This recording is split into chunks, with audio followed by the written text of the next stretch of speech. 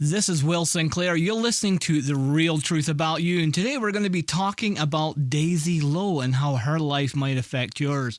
Not sure who Daisy Lowe is? Well, stay tuned for episode 44. Welcome to the show.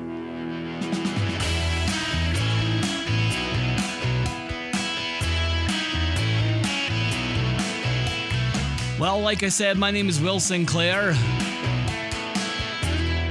and you're listening to The Real Truth About You. And this is a show where we try to help you to become the best that you can be by discovering the real you and helping you with stories and insights and different things about life to help you live your life to the fullest you can live it.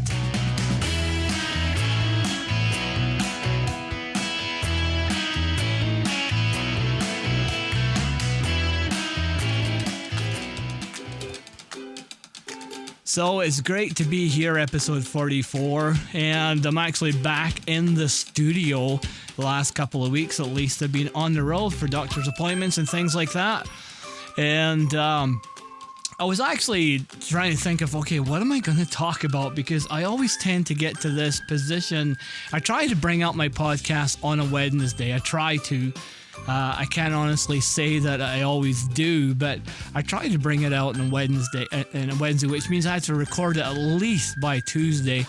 I know some people who record a multitude of podcasts and release them over the course of a month or whatever, one day, every single day. I'm not that kind of person. Also, I know people who podcast and they actually they produce an actual show. Like they actually have guests that they've actually researched, and they've got information and facts that they've researched, and they've got show notes, and they do all kinds of stuff. I am not that kind of person. No, I'm not. It has to be fast and quick. As a writer, because I love to write too, I always found myself drawn to articles, writing articles for magazines, that kind of thing, because they're actually fast to write. And that's what I need. I need something that's quick and on the go. I'm not really big on complex stuff. Even my book that I'm probably about a third of the way through right now, I'm writing it in little chunk snippets. The software I have lets me write it in like article types, 2 or 3, 4 page articles. So I really like that. So I'm the article person, and I'm the do it quick and get on the microphone and just speak and mix all the music together at the same time. I don't want to edit it after. I don't have time for that, or the energy or the interest to do all this editing afterwards. So anyway, I'm coming to you almost like live. We're live. Yeah, live recording it is anyway. And it's great to be here in the studio because, I don't know, I just like being in the studio.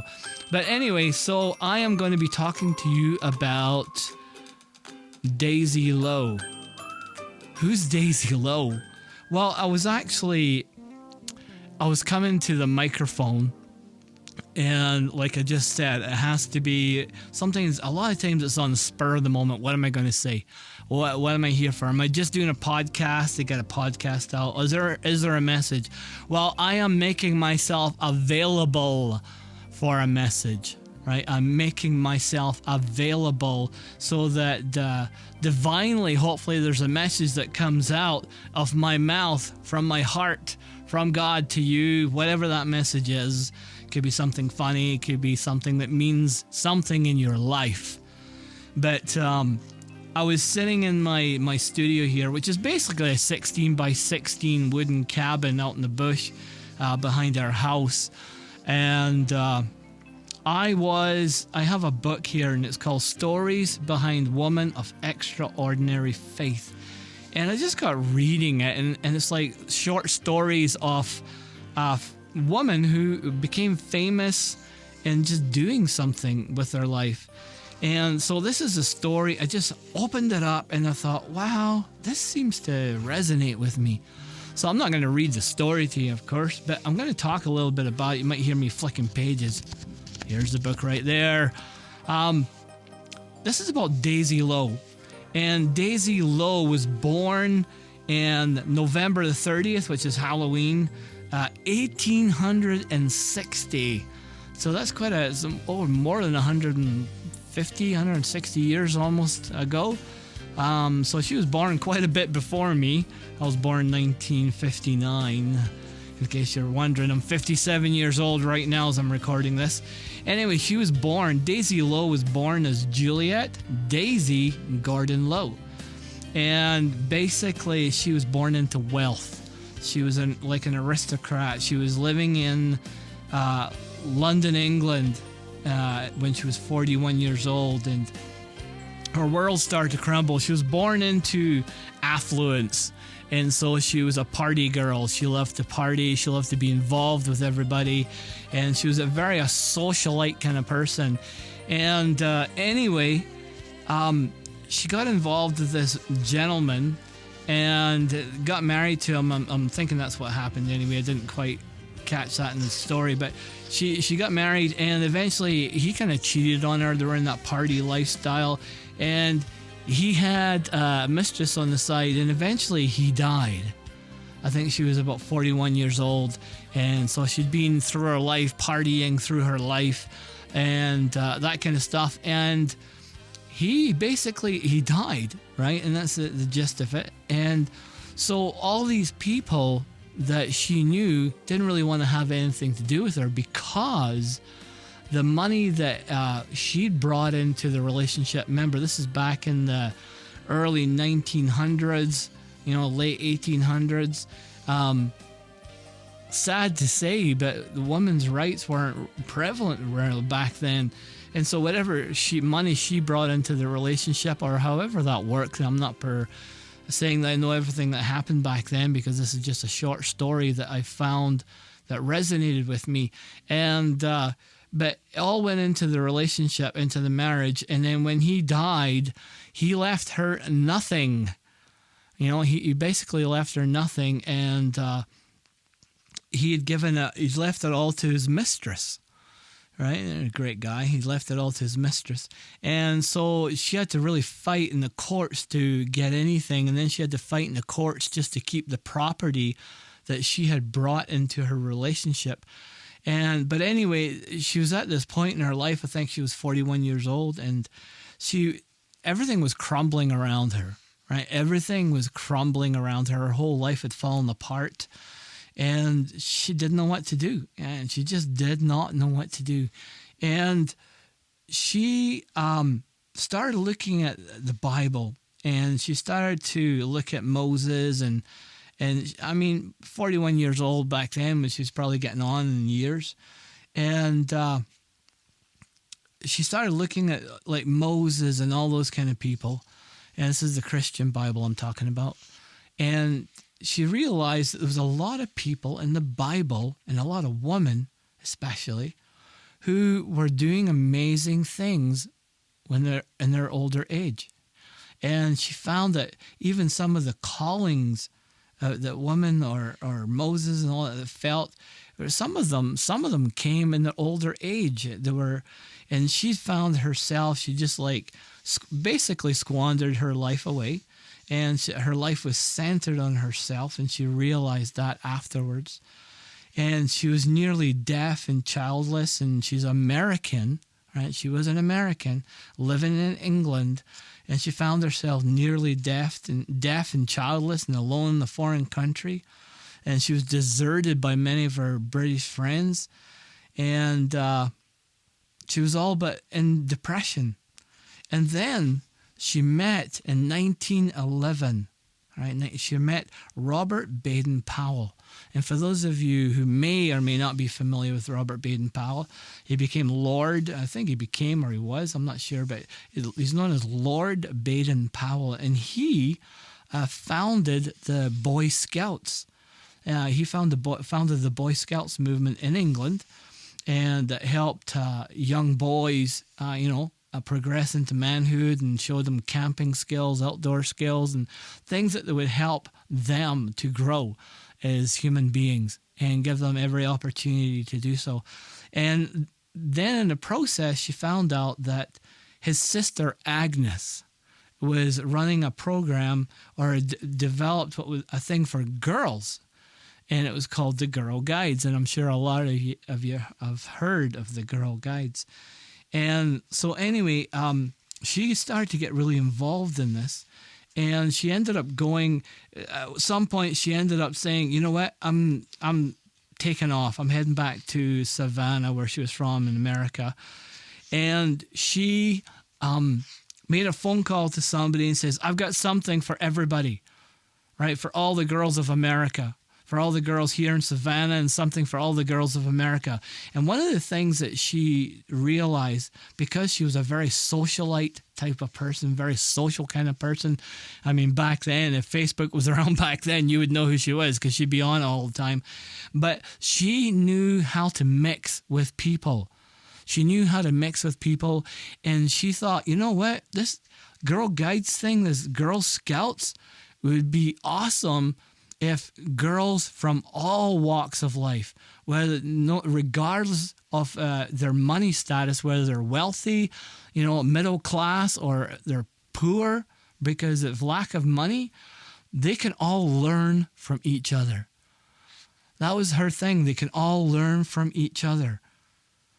So in, I think it was March 12th, it says in the book, 1912, 18 girls came together in Daisy's home for the first time to form the very first Girl Guides, And when you look at, by the time she ended up getting cancer much later on, and then she died.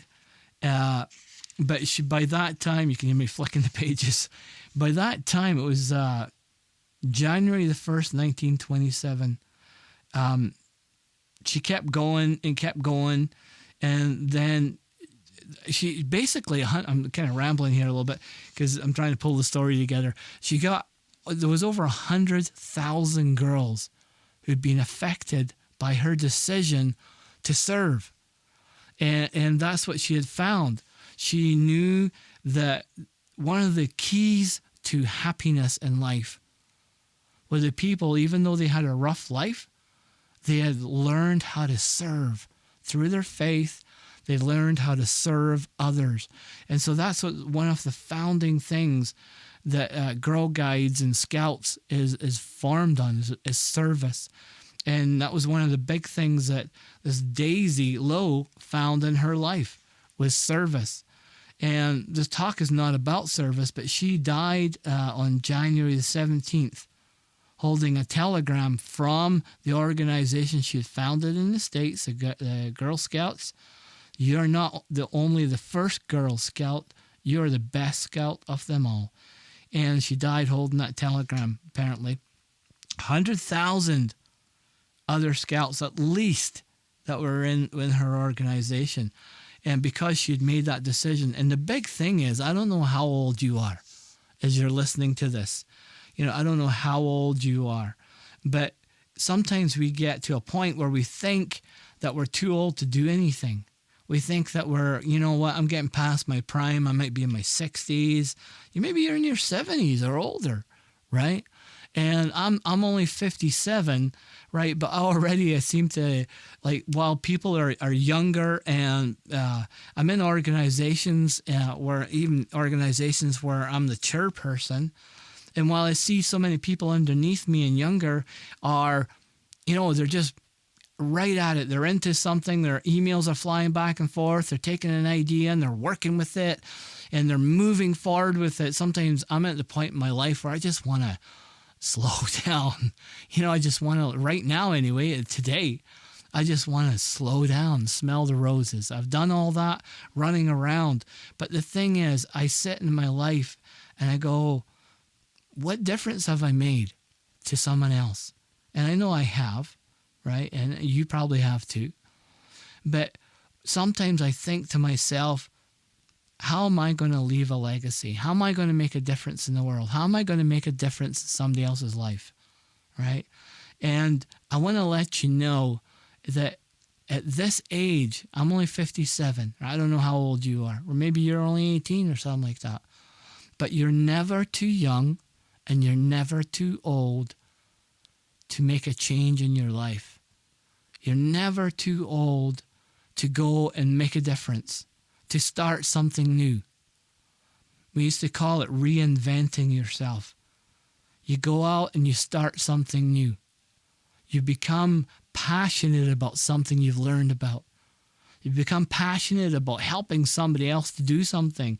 And you are not too old or too young. But I'm talking obviously to people who are more my age and older, or, you're 40 or you're whatever. And sometimes you think your career's done, you're past or you're prime, or you're heading into retirement and you're thinking, oh, whatever, or the kids have left home. You're never too old to pick up and start again or start something new, right? You can always find a new passion. I know Richard Rohr talks about the two halves of your life, and they're not dependent on your age or time, right? The passage of time. It's the two halves of your life. And the first half is your very egoic type of life, where you're getting your education, you're setting up your career, you're meeting your life partner or whatever it is, setting up your family, and you're doing all the things that you usually do and rushing around, doing all the activities with your kids or whatever that kind of stuff is. And then you get to a point which he calls the second half of your life, where you start to ask questions. Why am I here? What am I doing? Right? And sometimes in that second part of life, you get to a point where you're not sure what your life is about. And you might have thought like, well, gee, I've just built my life up and I've got my career, and if this is you, if it resonates with you, fine. You've got your career and you've got things going, but what's it all for? And you start asking those deeper questions. And one thing that you have to offer people, if you're older, you have your maturity about life to offer other people, right? You have that ability to be able to spread your knowledge to other people. You have skills that other people might need, even just life skills, just raising kids or whatever you've done, staying single. You've got something that somebody else can benefit from. So it's never too late for you to get out and do something, right? It's never too late for you to do something like that. And, take your life and turn it into service for people, whatever that is. I have a friend, Tammy Dovell, and she talks a lot about the different levels of consciousness, like just being who you are, just being. And just in that being, right, and being that God within and everything, that you can make changes just by being, right? You don't have to run out and do anything. When you make changes, and she doesn't like the word change, but in fact, when you start to become more aware that you are already light, you are already beautiful. Richard Rohr says you become who you already are. Right? You don't become something new.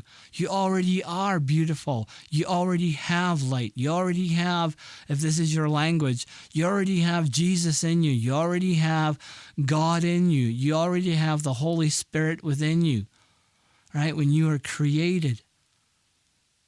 And so just by allowing that to be shown to you, the awareness, as I always look at it as like having a light inside of you, whether you call it a spark or a light bulb or whatever metaphor you can use. But over your lifetime, you've covered that up with things. And, people have told you you're ugly, and you might have taken that to heart, and you put another coat or another blanket or something on top of the light, and the light gets dimmer. The light itself is bright, but your version of seeing it gets dimmer. And slowly over time, you put more and more, right? And then that light is trying to get through, right? Or not, it's not trying to get through. It's like you are choosing not to see that light. You're choosing to allow it to be covered up. And I'm using metaphors here, right? This isn't a theology. I'm using metaphors, right? But you've allowed it to get covered up for whatever reason. And then what you've covered up, you try to emulate by using your ego and finding yourself to try and get validated through other people and hoping other people like you. And a lot of people will say, well, I don't need people to like me.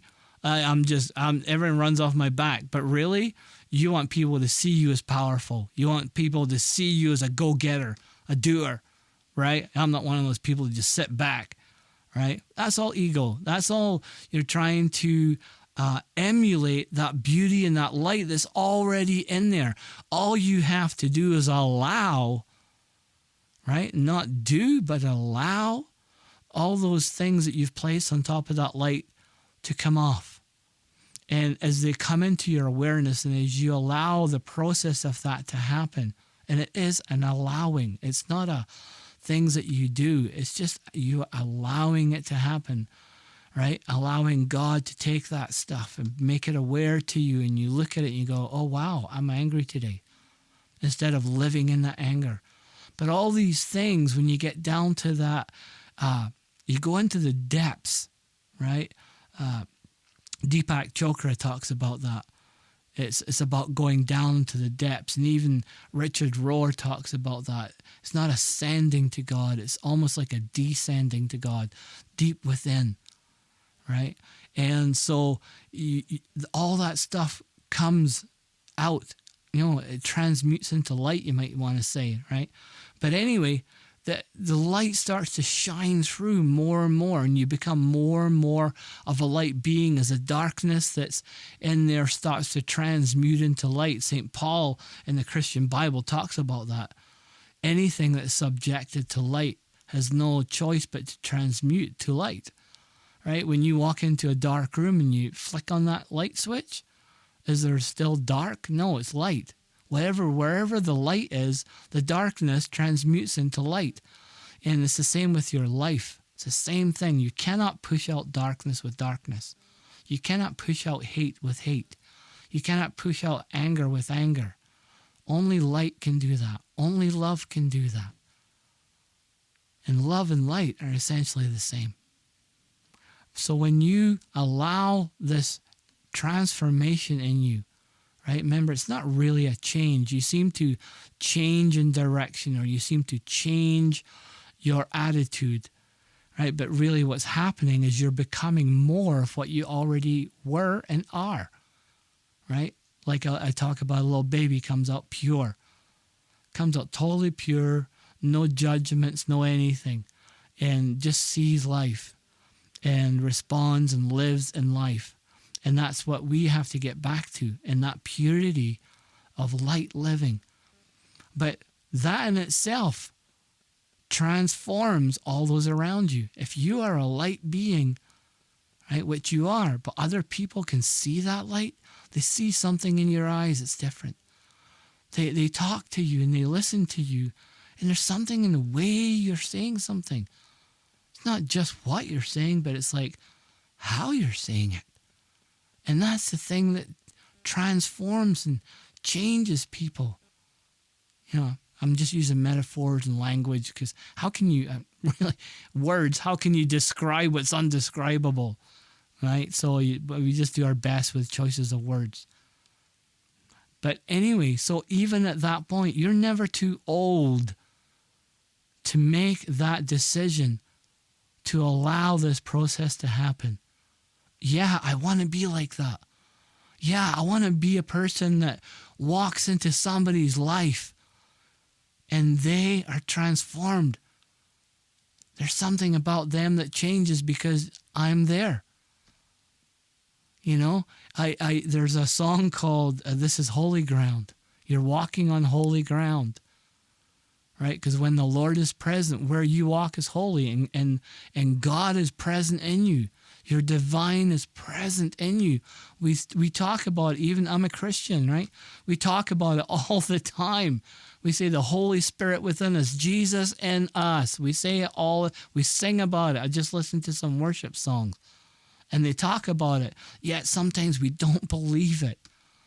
We can be this person. We can be like Daisy Lowe, right? How many people have transformed the world because they've allowed it to happen. They've allowed what is within them to grow, right? Become not grow in the sense of like expand, but in our awareness expands of the greatness and the goodness that's already in us. And I'm a firm believer of that. And I might not describe it with the most articulate words. I might not describe it with a theology, but there's greatness and beauty within us. So, never too old. Even you take that and you take that light and that beauty that you've become and you attach a passion to it. Like you attach a talent to it. Look at what Daisy Lowe did. She had a passion. She realized she was a socialite, and she realized that young girls could socialize with each other from all walks of life. They can learn from each other like she had learned. So she took that inner transformation, that she took the beauty that was in her, and she allowed that passion to sit in there. And she allowed that light to move through that passion. And you might not collect 100,000 people together. You might not create the magazine that changes the world, per se. But you might be that one person that shakes the hand of somebody whose life is transformed. You might be that one person who smiles at somebody, and that smile emanates that beauty and that communication of love that's beyond words and doesn't even need words. And that person's life is transformed. You are that person because you already have it in you. You're never too old. Never too old. All right? So anyway, I guess that's the message for today. You're never too old to make a difference in someone else's life. You're never too old to move in a different direction. You're never too old to become aware of the awesome beauty that's already in you, right? So take that knowledge and allow God, your divine, I don't know what you want to call God. I call God God because that's how I relate to God. But take that message and move with it. Allow it to permeate your very, very being. You know, I feel very honored to be able to sit with you, to be able to talk to you, to be able to share my life with you. I'm 57 years old. I was 56 when I discovered about podcasting. Never heard of it in my life. 56 years old. And now I'm podcasting to you and you're listening to me. Right? Whether you agree with me or you're going to delete it right after you hear it, you're still listening to me. That's amazing, right? So here I'm talking to you. I don't even know you. I don't even know where you're from. Right? But I'm talking with you and you're listening. And I find that such a beautiful thing. 56 years old. Okay? Allow myself to be the message. Allow myself to be here for whatever you need to hear. And I'm just so happy that you're here. I am so, you can't even imagine how excited I am that you're here. So anyway, I'm Will Sinclair. You've been listening to The Real Truth About You. And you can go to our website, therealtruthaboutyou.com, and you can download more episodes. You can hear more things. Spread this message.